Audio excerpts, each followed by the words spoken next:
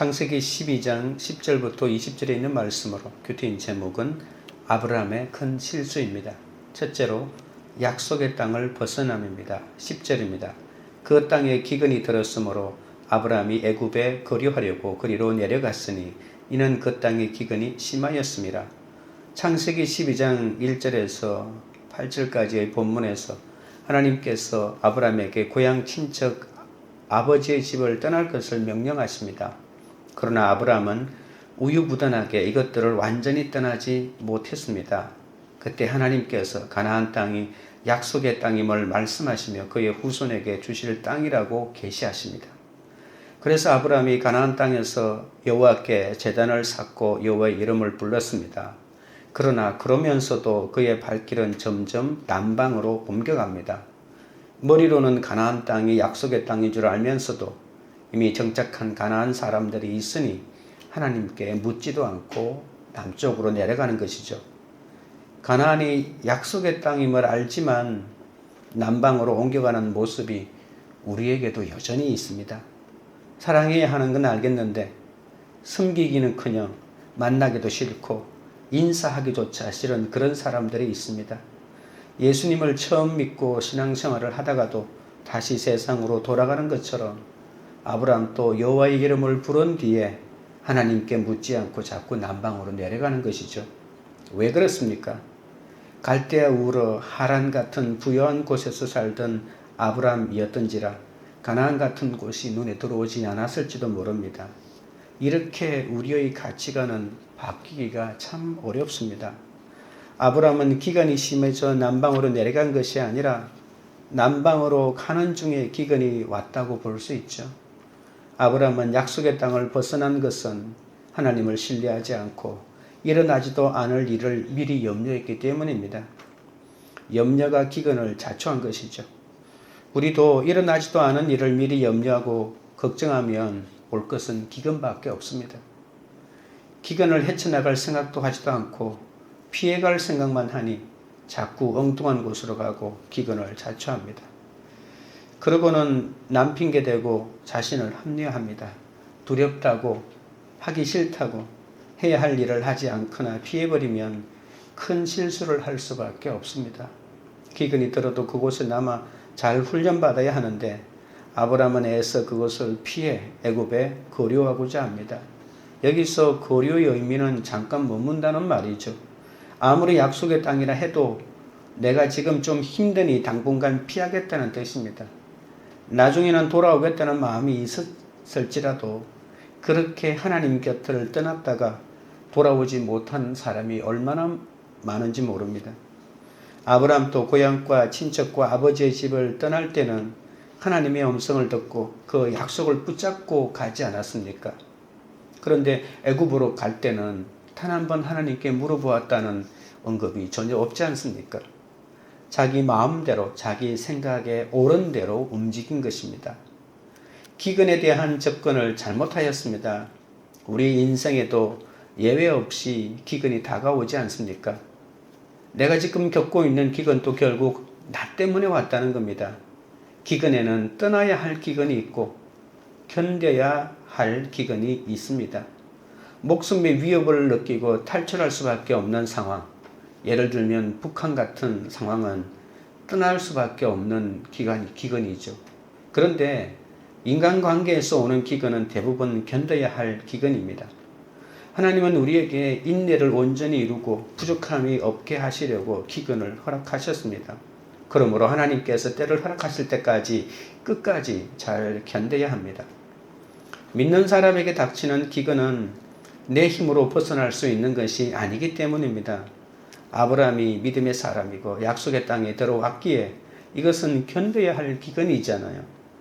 하나님이 이곳에 불러주셔서 하나님이 이곳에 살게 하시는데 기근이라고 하는 것들을 견디지 못하고 내가 내 소견에 옳은 대로 좋은 땅에 기근을 피할 땅으로 찾아 내려간다면 그것이 어찌 하나님의 인도를 받는 삶이겠습니까? 우리는 한결같이 인생의 기근에서 달아나 버리면 하나님의 인도하심을 받지 못하고 끝까지 그 기근을 참고 견디려고 하실 때 하나님은 우리에게 지혜와 능력을 주시는 겁니다. 그래서 우리는 기근을 보석같이 여기고 잘 견뎌내야 합니다. 비록 내가 일시적으로 말씀에 적용한다 해도 하나님은 영원한 복을 주시겠다고 말씀하십니다. 나의 적용은 찰나적이고 너무나도 작은 것이지만 하나님은 그것 때문에 영원한 복을 우리 가운데 허락하시는 거죠. 아무리 힘든 환경이라도 힘든 가족과 배우자일지라도 그들을 약속의 땅으로 여기고 기다려야 하는 것이죠. 사랑의 기근에 목이 말라도 남편을 떠나면 큰 실수를 할 수밖에 없습니다. 견디기 힘들어도 약속의 땅에 깃발을 꽂고 잘 머물면 후손까지 하나님이 복을 주십니다. 목사가 권면하고 목장에서 처방하면 그것이 바로 약속의 땅임을 믿고 잘 붙어 있어야 하는데 불평하는 분들이 우죽순처럼 일어납니다.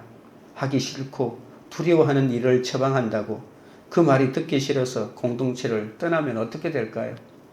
큰 실수를 할 일이 다가오는 것이죠. 기근이 올 수밖에 없다는 겁니다. 잘 붙어 있으라는 것은 약속의 땅을 위해서 하는 말이 아닙니다. 나 자신을 위해서 붙어 있으라는 것이죠. 예루살렘을 떠나지 말고 라고 하는 말처럼 그 기근의 삶 가운데 하나님의 말씀을 듣고 내가 나를 새롭게 찾고 세상의 가치관을 내려놓고 말씀의 가치관으로 바꾸는 그 기간이 있다는 것이죠. 아무리 미운 시부모라고 할지라도 더욱 사랑하고 섬기면서 기근을 견뎌야 합니다. 나를 힘들게 하는 식구라고 그 곁을 떠나버리면 가족들에게 남는 것은 상처밖에 없습니다. 그리고 더 힘든 기근이 반드시 오게 됩니다. 성도는 자기 욕심 때문에 기근이 온 것을 인정하고 하나님이 허락하신 약속의 땅에 거하면 인내를 온전히 이루어 하나님의 뜻을 깨닫게 됩니다. 적용 질문 드립니다. 내 욕심과 염려 때문에 겪게 된 기근은 무엇입니까? 기근을 핑계대며 약속의 땅을 벗어난 적은 없습니까? 둘째로 아브라함의 거짓말입니다. 11절부터 13절입니다.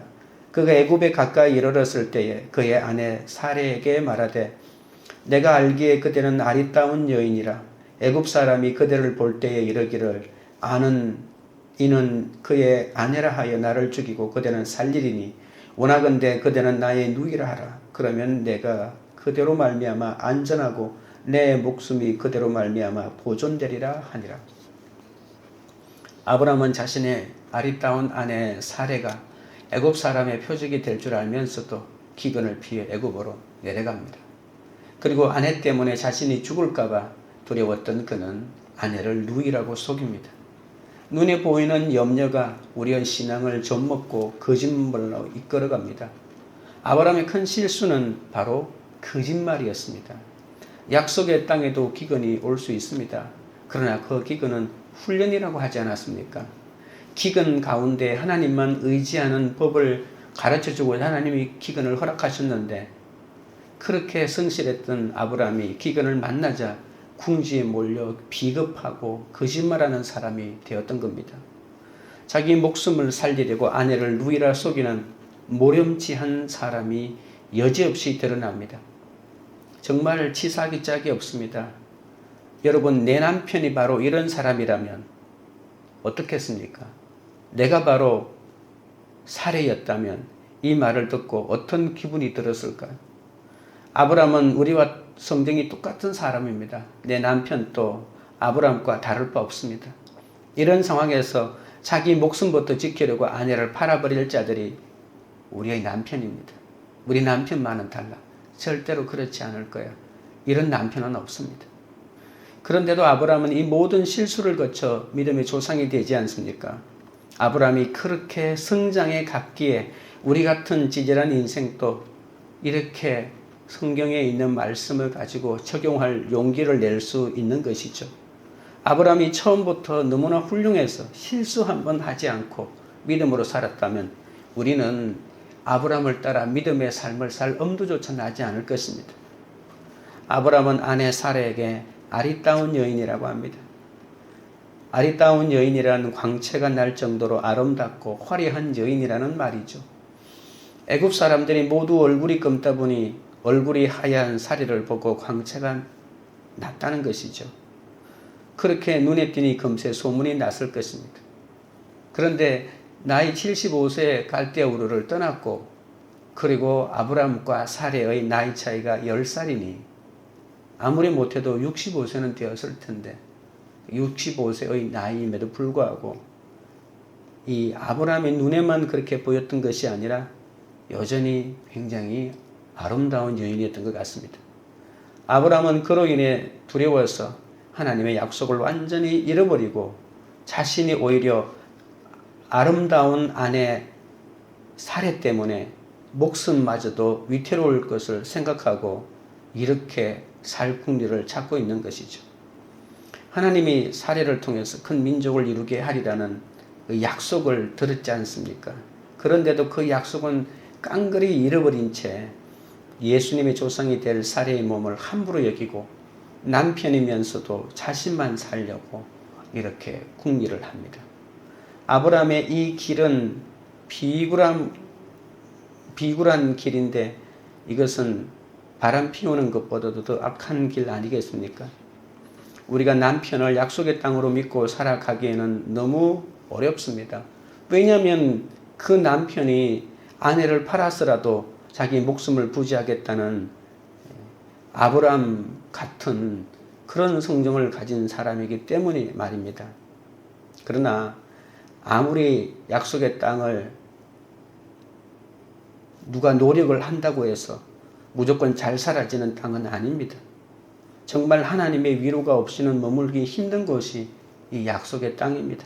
그것이 남편이든 그것이 시댁이든 그것이 어떤 인간관계든 그것을 견뎌내기는 하나님의 위로가 날마다 쏟아지지 않고는 어려운 곳이죠. 14절 15절입니다. 아브라함이 애굽에 이르렀을 때에 애굽 사람들이 그 여인이 심히 아리따움을 보았고 바로의 고관들도 그를 보고 바로 앞에서 칭찬함으로 그 여인을 바로의 궁으로 이끌어 들인지라. 애굽 사람들이 먼저 사레의 아름다움을 보았고 고관들도 알게 되었습니다. 애굽의 고관들이 바로에게 잘 보이기 위해서 사레를 바로에게 바치고 싶은 마음을 서로 경쟁하듯이 들추어냅니다. 기근을 벗어나려고 늑대를 피했는데 사자가 아브라함 앞을 가로막고 나타난 것과 같습니다. 아브라함은 애굽 백성들 앞에서나 고관들 앞에서 떳떳하게 사레가 자신의 아내임을 말하지 못합니다.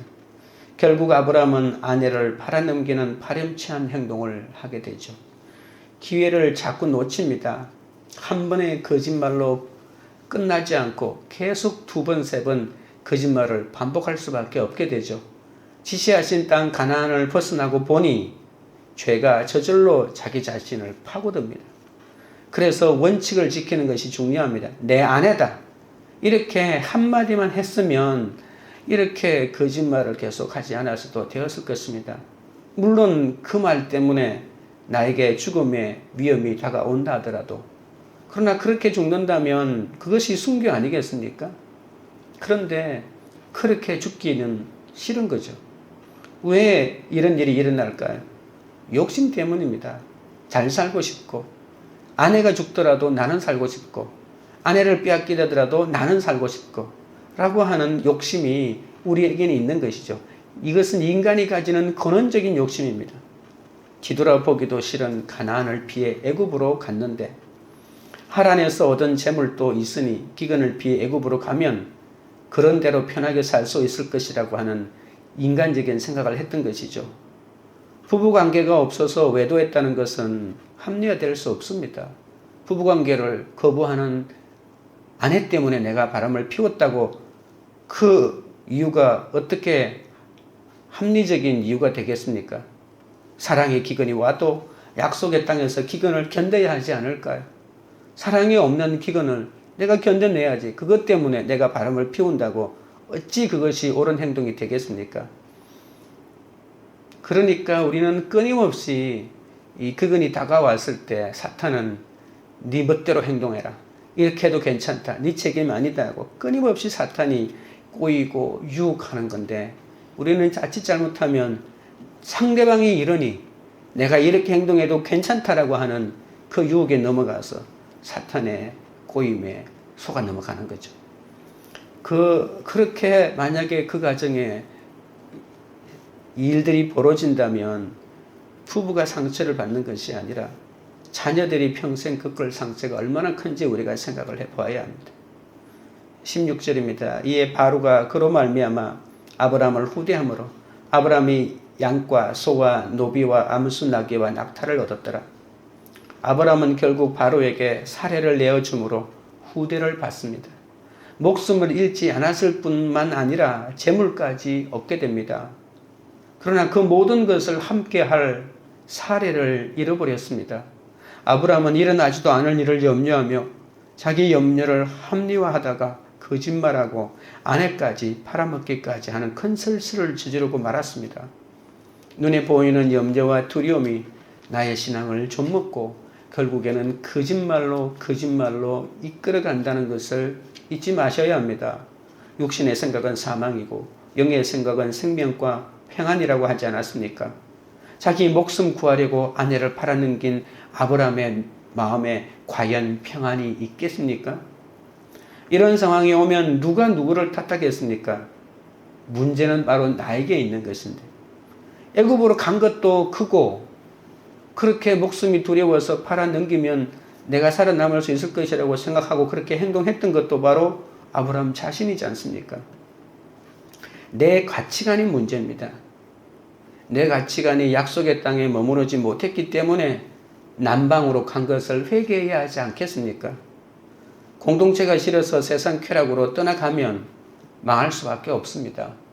남방으로 가는 지름길은 망하는 지름길입니다. 적은 질문 드립니다.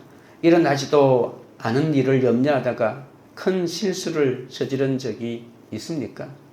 셋째는 바로의 집에 내려진 재앙입니다. 17절입니다. 여호와께서 아브라함의 아내 사레의 일로 바로와 그 집에 큰 재앙을 내리신지라. 하나님은 아브라함의 실수에도 불구하고 전적인 은혜로 그를 구원해 가십니다. 아브라함은 계속해서 사레가 자신의 아내임을 말할 기회를 놓쳤죠. 예수님은 마태복음 10장 28절에 몸은 죽여도 영혼은 능히 죽이지 못하는 자들을 두려워하지 말고 오직 몸과 영혼을 능히 지옥에 멸하실 수 있는 일을 두려워하라고 했습니다. 비록 실수했을지라도 하나님만 두려워하면 그는 실수나 실패로 이어지지 않습니다. 하나님께서는 사례를 취하려고 한 바로를 형벌로 치십니다. 사례가 바로의 궁으로 들어갔어도 약속의 자손을 귀히 여기시는 하나님은 사례의 일로 바로와 그 집에 큰 재앙을 내리십니다. 아마도 태를 닫는 심한 질병을 바로에게 준 것 같습니다. 하지만 정작 아내 사례를 바로에게 넘긴 아브라함은 큰 실수를 저질렀음에도 불구하고 아무런 책망도 하지 않습니다. 장차 여러 민족의 어머니가 될 사례이기에 하나님은 전적인 은혜로 사례를 구원해 내시는 장면을 볼 수 있습니다. 하나님께서는 온 인류보다도 이렇게 약속의 자손 한 명이 더 중요하기 때문에 이렇게 하나님의 강권적인 능력으로 이 여러 가지 잘못되어 있는 것들을 바로잡아 나가십니다. 18절부터 20절입니다. 바로가 아브라함을 불러서 이르되 내가 어찌하여 나에게 이렇게 행하였느냐? 내가 어찌하여 그를 내 아내라고 내게 말하지 아니하였느냐? 내가 어찌 그를 누이라 하여 내가 그를 데려다가 아내를 삼게 하였느냐? 내 아내가 여기 있으니 이제 데려가라 하고 바로가 사람들에게 그의 일을 명하매 그들이 그와 함께 그의 아내와 그의 모든 소유를 보내었더라. 여기서 어찌하여라고 하는 말이 3번이나 나오죠. 신자인 우리는 불신자에게 이런 원망을 들어서는 안 됩니다. 얼마나 신자가 하나님의 말씀대로 살지 못하고 지질하게 보였으면 이렇게 불신자가 하나님을 믿는다고 하는 사람에게 이렇게 하면 안 된다고 이렇게 얘기하겠습니까? 내 가족, 내 이웃, 내 공동체, 내 나라를 지키려면 내가 먼저 낮아지고 죽어야 하지 않겠습니까? 내가 살기 위하여 아내를 먼저 죽이고 내가 살기 위하여 내 가족을 먼저 죽이고 내 공동체를 먼저 죽이고 내 감정 때문에 내 나라를 먼저 죽인다면 이것은 하나님이 원하는 것이 아닙니다. 어찌 내가 그럴 수 있느냐라고 하는 이 원망의 대상이 되지 말아야 합니다. 그것이 성도의 태도이고 구원의 길입니다. 나의 하나님은 내 연약함 때문에 바로에게 재앙을 내리시고 그의 마음을 움직여 가십니다. 하나님이 재앙을 주실 것을 알게 된 바로는 아브라함을 원망하며 그에게 사례와 그의 소유를 내어줍니다. 우리는 나의 연약함 때문에 연약한 나를 훈련하시기 위해 바로처럼 수고하는 가족과 이웃이 있음을 알고 그들에게 미안해해야 합니다. 하나님께서 그들로 하여금 수고하게 하는 것이므로 오히려 그들에게 미안하고 안타까워하고 그들에게 겸허한 마음을 가져야 합니다. 성도는 애굽의 의미로 살아갈 존재가 아니라 열국의 의미로 살아가는 것이 우리의 사명이기 때문에 하나님께서 그처럼 안 믿는 자들로부터 우리를 지켜주시는데 이것은 하나님이 지켜주는 것이지 우리가 이것을 노리고 이렇게 우리가 행동해서는 절대로 안 됩니다. 남녀 간의 사랑이 인생의 전부가 아니지 않습니까? 말씀으로 가치관이 다져지고 나니까 세상에게 행복하게 사는 것이 다가 아니라는 것을 알게 됩니다.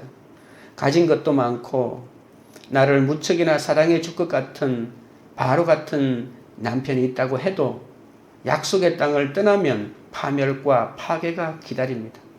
아무리 나에게 좋은 것을 준다고 유혹하더라도 그 조건이 약속의 땅을 같이 떠나자라고 했다면 그것은 나를 유혹하는 사탄의 유혹에 불과합니다. 약속의 땅을 나가면 너무나 매력적인 인생을 살 것처럼 우리를 유혹합니다.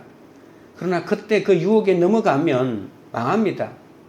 주일 예배 드리지 않고 골프 치러 가고 여행 다니고 온 세상에 좋다고 하는 여행은 해외는 다 가면 얼마나 행복한 인생을 살 것 같습니까? 그러나 아니라는 겁니다. 지금의 환경이 비록 어렵고 힘들더라도 바로 약속의 땅임을 믿어야 합니다. 아브라함이 너무나 형편없는 남편이어도 사례는 가만히 있지 않았습니까? 이 모든 과정에서 잠잠히 순종한 사례처럼 가족과 이웃이 큰 실수를 해도 은혜로 구원해 주실 하나님을 믿고 순종해야 합니다. 본문에는 나와 있지 않았지만 사례의 이런 순종과 헌신과 기다림과 인내가 없었더라면 이 장면이 어떻게 되었을지도 모릅니다. 이렇게 엇나가는 이 믿음의 조상들의 행동에서 한 사람이라도 정신을 차렸기 때문에 결국 하나님께서 회복시키시고 온전한 길로 다시 이끈 거 아니겠습니까? 그럴 때 우리는 하나님의 지키시는 은혜를 누리면서 영적 자손을 낳게 됩니다. 아무리 이상한 남편, 실수만 저지르는 남편이라도 내가 그 자리에 가만히 있는 한 그 한 사람이 되면 예수님께서 그리로 오게 됩니다. 내가 영적 자녀를 낳아야 할 몸이기에 하나님은 나를 지켜주심을 믿어야 합니다. 아브라함은 비록 실수했지만 하나님은 그 실수가 인생의 실패로 이어지지 않도록 단 한 번의 잘못 깨달아서 한 실수로 만들고 전적인 은혜를 베푸셔서 그의 인생을 견인해 간다는 것을 볼 수 있습니다. 아브라함이 이렇게 하나님의 은혜를 입고도 창세기 20장에 가면 똑같은 거짓말을 또 하게 되는 것이죠. 믿음의 조상이 이렇게도 형편없는 사람인가라고 하는 생각이 듭니다. 그런데도 우리가 알아야 할 것은 이런 아브라함이 믿음의 조상이 된 것은 전적인 하나님의 은혜입니다. 우리도 마찬가지입니다. 우리는 연약하지만 하나님의 복음을 전하며 살겠다고 작정하면 저절로 하나님이 끊어주시고 물리쳐 주시는 것들이 있다는 것입니다. 여전히 욕심 많고 부족한 나지만 하나님께서 나의 실수를 덮으시고 실패로 이어지지 않게 해주신다는 겁니다. 여러분, 실수는 누구나 할 수 있지만 그러나 내 인생이 실패로 끝나면 안 되지 않습니까? 하나님께서 그 실수를 덮으시고 은혜로 견인해 주십니다. 지금 당장 이혼하고 싶어도, 지금 당장 모든 관계를 다 청산하고 때려치우고 싶어도 그 가나안을 떠나지 말라는 겁니다. 애굽으로 떠나면 값을 치를 게 너무나 많다는 겁니다. 정말 이제는 내 힘으로 화려한 인생을 살고 새로운 출발을 할 것 같은 남방으로 내려가는 애굽의 길이지만 절대로 관계를 끊지 마시고 끝까지 잘 견뎌내십시오. 그러면 우리가 바로 믿음의 조상이 될 수가 있습니다. 적용 질문 드립니다. 말씀에 순종하지 않는 나 때문에 수고하고 있는 가족과 이웃은 누구입니까? 하나님을 믿고 잠잠히 순종해야 할 일은 무엇입니까? 기도드리겠습니다. 하나님 아버지, 하나님이 허락하신 약속의 땅을 벗어나 염려하지 않아도 될 일을 염려하다가 심한 기근을 만난 나를 불쌍히 여겨 주시옵소서. 나의 욕심 때문에 기근이 온 것을 인정하고 하나님이 허락하신 약속의 땅에 거하며 인내를 온전히 이루어 가도록 붙잡아 주시옵소서. 아브라함은 일어나지도 않은 일을 염려하며 자기 염려를 합리화하다가 거짓말하고 아내를 팔아먹기까지 하는 큰 실수를 저지르고 말았습니다. 눈에 보이는 염려와 두려움이 나의 신앙을 좀먹고 거짓말로 이끌어 가지 않도록 주여 도와주시옵소서. 모든 과정에서 잠잠히 순종한 사례처럼 가족과 이웃이 큰 실수를 해도 은혜로 구원해 주실 하나님을 믿고 끝까지 순종하게 하여 주시옵소서. 모든 상황 가운데 내 염려와 불안을 내려놓고 오직 하나님의 말씀에 순종함으로 은혜와 평강을 누리며 영적 자손을 낳을 수 있도록 붙잡아 주시옵소서. 광교 우리들 교회가 내가 지금 겪는 기근이 내 욕심과 염려 때문에 겪는 것임을 알고 기근을 핑계 삼아 약속의 땅을 벗어나지 않는 공동체가 되게 하옵소서. 일어나지도 않은 일을 염려하다가 큰 실수를 저지르지 않게 하시고 말씀에 순종하는 그 한 사람 때문에 수고하는 가족과 이웃과 지체를 돌아보고 하나님을 믿고 잠잠히 순종하여 이 땅에 예수 그리스도를 오게 하는 그런 공동체, 그런 한 사람 한 사람이 되도록 역사하여 주시옵소서. 예수님의 이름으로 기도드리옵나이다. 아멘.